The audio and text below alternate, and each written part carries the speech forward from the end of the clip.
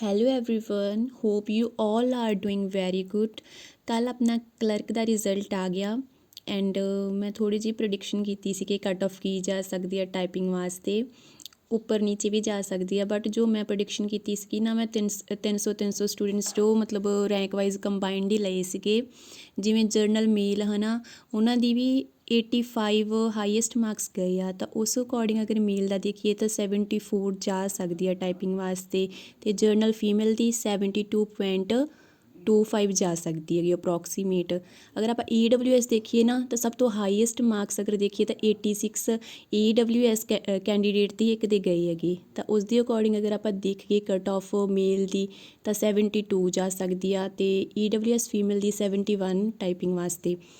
ਫਿਰ SCRO ਦੀ ਅਗਰ ਆਪਾਂ ਦੇਖੀਏ ਨਾ, ਤਾਂ ਇਹਦੇ ਵਿੱਚ ਵੀ 83 ਹਾਈਐਸਟ ਮਾਰਕਸ ਗਏ ਸੀ। ਅਗਰ ਮੈਂ ਪਹਿਲੇ 300 ਸਟੂਡੈਂਟਸ ਨੂੰ ਪ੍ਰੈਡਿਕਟ ਕਰਾਂ ਤਾਂ ਉਹਨਾਂ ਦੀ ਅਕੋਰਡਿੰਗ 79.50 ਹਾਈਐਸਟ ਮਤਲਬ ਕਟ ਆਫ ਜਾ ਸਕਦੀ ਹੈਗੀ ਮੇਲ ਵਾਸਤੇ SCRO ਵਾਸਤੇ, ਅਤੇ ਫੀਮੇਲ ਵਾਸਤੇ 67.25 ਜਾ ਸਕਦੀ ਆ।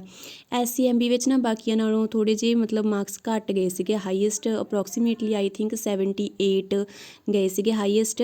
ਤਾਂ ਉਸ ਅਕੋਰਡਿੰਗ ਜਿਹੜੀ ਮੈਂ ਕਟ ਆਫ ਬਣਾਈ ਸੀਗੀ 300 ਵਿੱਚੋਂ, ਮਤਲਬ ਕੰਬਾਈਨਡ ਹੀ ਗਰਲਸ ਬੋਇਜ਼ ਵਿੱਚੋਂ, ਤਾਂ 60.75 ਮੇਲ ਸੀ ਕਟ ਆਫ ਜਾ ਸਕਦੀ ਹੈਗੀ, ਅਤੇ ਫੀਮੇਲ ਦੀ 58 ਅਪਰੋਕਸੀਮੇਟ ਜਾ ਸਕਦੀ ਆ। ਉੱਪਰ ਨੀਚੇ ਇਹ ਕਟ ਆਫ ਹੋ ਸਕਦੀ ਆ, ਕੋਈ ਮੈਂ ਜ਼ਿਆਦਾ ਮਤਲਬ ਮੈਂ ਫਸਟ ਟਾਈਮ ਪ੍ਰੈਡਿਕਸ਼ਨ ਲਾਈ ਹੈਗੀ ਕਟ ਆਫ ਦੀ, ਤਾਂ ਮੈਨੂੰ ਕੋਈ ਇੰਨਾ ਜ਼ਿਆਦਾ ਉਹ ਹੈ ਨਹੀਂ ਗਾ, ਐਕਸਪੀਰੀਅੰਸ ਹੈ ਨਹੀਂ ਗਾ ਕਟ ਆਫ ਦਾ। ਤਾਂ ਤੁਸੀਂ ਬਾਕੀ ਦੱਸਿਓ ਤੁਹਾਡੇ ਕਿੰਨੇ ਮਾਰਕਸ ਆਏ ਹੈਗੇ।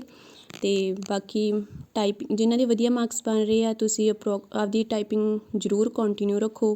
ਪੰਜਾਬੀ ਦੀ ਟਾਈਪਿੰਗ, ਇੰਗਲਿਸ਼ ਦੀ ਟਾਈਪਿੰਗ ਤੁਸੀਂ ਕਰਦੇ ਰਹੋ। ਅਤੇ ਹਾਂ, ਡੀਮੋਟੀਵੇਟ ਨਹੀਂ ਹੋਣਾ ਗਾ, ਕਿਉਂਕਿ ਇਹਦੇ ਵਿੱਚ ਨਾ ਆਪਣੀਆਂ ਹੋਰ ਲਿਸਟ ਵੀ ਆਉਂਦੀਆਂ ਹੁੰਦੀਆਂ ਗਾ, ਜੋ ਮਤਲਬ ਸੈਕਿੰਡ ਲਿਸਟ ਆ ਗਈ, ਥਰਡ ਲਿਸਟ ਆ ਗਈ। ਹੁਣ ਵੈਸੇ ਵੀ ਆਪਾਂ ਪੁਰਾਣੀਆਂ ਦੇਖੀਆਂ ਨੇ ਲਿਸਟਾਂ, ਤਾਂ ਉਹ ਵੀ ਆਉਂਦੀਆਂ ਰਹਿੰਦੀਆਂ। ਤਾਂ ਤੁਸੀਂ ਆਪਦੀ ਜਿਹੜੀ ਟਾਈਪਿੰਗ ਉਹਨੂੰ ਕੰਟੀਨਿਊ ਰੱਖਣਾ ਗਾ, ਅਤੇ ਜਿਹੜੀ ਟਾਈਪਿੰਗ ਨਾ ਤੁਹਾਡੀ ਨੈਕਸਟ ਵਾਲੇ ਪੇਪਰਾਂ ਵਿੱਚ ਵੀ ਕੰਮ ਆਊਗੀ। ਸੀਨੀਅਰ ਅਸਿਸਟੈਂਟ ਹੋ ਗਿਆ ਜਾਂ ਕੋਈ ਹੋਰ ਵੀ ਪੇਪਰ ਹੁੰਦੇ ਆ ਹੈ ਨਾ ਆਪਣੇ ਟਾਈਪਿੰਗ ਵਾਲੇ, ਤਾਂ ਉਹਦੇ ਵਿੱਚ ਵੀ ਤੁਹਾਡੇ ਕੰਮ ਆਊਗੀ ਟਾਈਪਿੰਗ। ਤਾਂ ਕੋਈ ਟਾਈਪਿੰਗ ਦਾ ਮਤਲਬ ਡਿਸਐਡਵਾਂਟੇਜ ਤਾਂ ਹੋਊਗਾ ਨਹੀਂ। ਤਾਂ ਨਾਲ ਤੁਸੀਂ ਆਪਦੀ ਟਾਈਪਿੰਗ ਨੂੰ ਕੰਟੀਨਿਊ ਰੱਖੋ। ਅਗਰ ਮਤਲਬ ਜ਼ਿਆਦਾ ਹੀ ਘੱਟ ਨੰਬਰ ਆ ਗਏ ਤਾਂ ਤੁਸੀਂ ਆਪਦੇ ਸਿਲੇਬਸ 'ਤੇ ਫੋਕਸ ਕਰੋ, ਅਤੇ ਬਸ ਮੌਕ ਟੈਸਟ ਦਿਓ, ਆਪਣੇ ਪਹਿਲਾਂ ਸਿਲੇਬਸ ਨੂੰ ਇੰਪਰੂਵ ਕਰੋ।